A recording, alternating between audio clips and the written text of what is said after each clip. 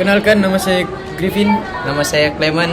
Jadi pada kesempatan kali ini kami akan membawakan sebuah teks hikayat yang telah dimodifikasi. Selamat menikmati. Selamat menyaksikan. Judul dari cerita kami ialah Kisah Cinta di Kampus. Pada suatu hari di kampus Universitas Perempatan, ada seorang gadis bernama Arsi. Arsi adalah mahasiswi baru yang memesona. Rambut panjangnya terurai indah, membingkai wajah cantik yang dihiasi kacamata. Sifatnya yang baik hati, manja, dan ramah membuat Arsi mudah bergaul dengan siapa saja. Hatinya telah berlabuh pada Ryu, seniornya yang gagah, tinggi, dermawan, dan punya integritas. Mereka adalah pasangan idaman di kampus. Seringkali mereka terlihat bercanda tawa di kantin Pak D, atau sering juga terlihat saat mereka berjalan santai di area danau kampus. Arsi memiliki teman yang sudah dia anggap sahabat, bernama Toya. Toya adalah teman seangkatan yang dikenal dengan orang yang blak-blakan dan jujur. Selain Toya, Arsi juga memiliki teman yang bernama Tayo. Tayo adalah teman cowok yang ramah dan baik hati. Suasana kampus di semester genap yang ditambah dengan rintikan hujan kala sore itu menambah romansa masa-masa perkuliahan mereka. Kebahagiaan Arsi terusik ketika Ryu harus pergi keluar kota selama 2 minggu. Ryu pergi keluar kota untuk menyelesaikan proyek pentingnya. Jaga diri baik-baik ya sayang, aku pasti kangen banget, pesan Ryu sebelum berangkat.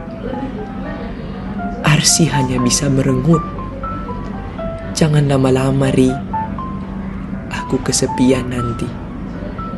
Benar saja, tanpa Ryu, hari-hari Arsi terasa hambar dan terasa sangat bosan. Sifat manja dan sensitifnya mulai meronta-ronta. Arsi membutuhkan perhatian dan membutuhkan teman yang bisa memanjakan dirinya. Disinilah sosok Tayo masuk. Tayo dengan sigap mengisi kekosongan itu, selalu siap menemani Arsi, entah itu di perpustakaan atau sekadar mengobrol di kantin.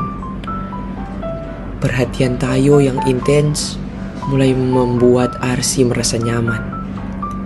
Tapi di satu sisi, benih-benih godaan dan rasa bersalah mulai membuat Arsi terpikir dan membuat hatinya tidak tenang.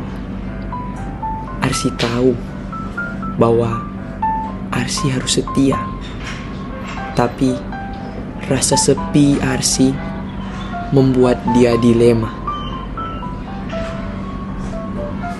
Suatu malam, godaan mencapai puncaknya.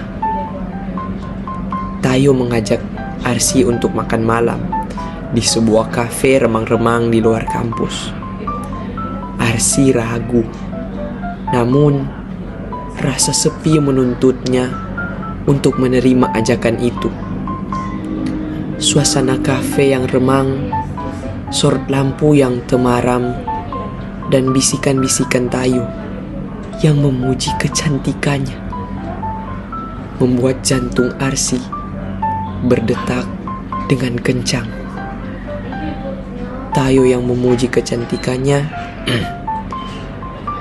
membuat Tayo semakin berani.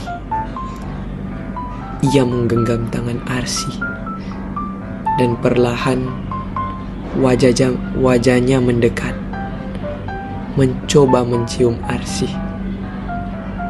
Arsi menahan napas, dadanya bergemuruh Dalam sepersekian detik, ia dihadapkan pada pilihan sulit. Menyerah pada godaan atau mempertahankan kesetiaannya pada Ryu.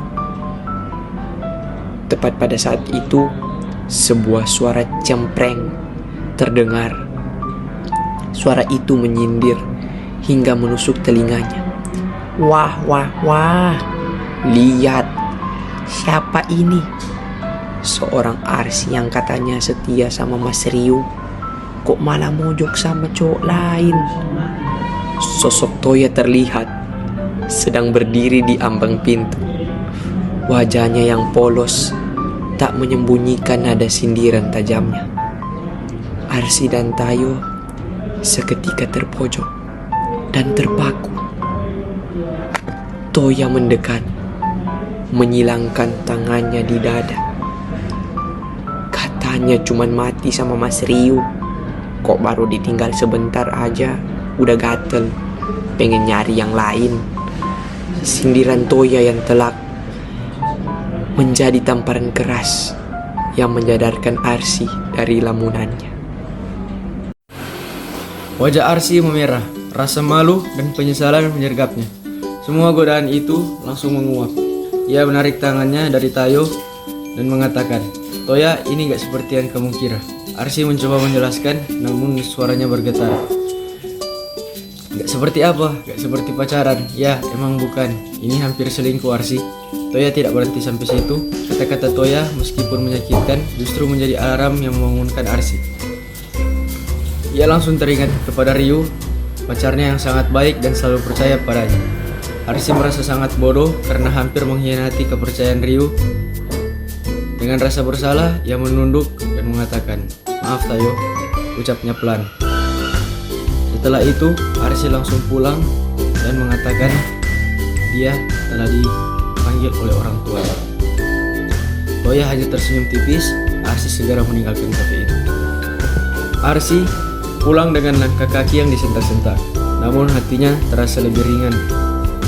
Toya dengan segala sindirannya telah menyelamatkannya dari jurang pengkhianatan. Ia mengambil ponselnya dan mengetikkan pesan singkat untuk Ryu. "Ri, aku kangen banget. Jangan lama-lama ya. Aku janji aku akan selalu jaga hati aku buat kamu." Arsy akhirnya mengerti bahwa kesetiaan adalah dasar terpenting dalam sebuah hubungan. Ketika Ryu kembali, Arsy menyambutnya dengan pelukan hangat dan tulus. Ia tidak menceritakan kejadian di kafe itu. Namun di dalam hatinya, ia berjanji akan menjaga kesetiaan itu lebih dari segalanya. Pengalaman itu menjadi pelajaran berharga bahwa cinta sejati tidak hanya tentang kebersamaan, tapi juga tentang kekuatan untuk menghadapi godaan dan menjaga kepercayaan, bahkan saat diuji oleh rasa sepi. Sekian dari cerita yang sudah kami ceritakan. Terima kasih sudah mendengarkan. God bless you. God bless you.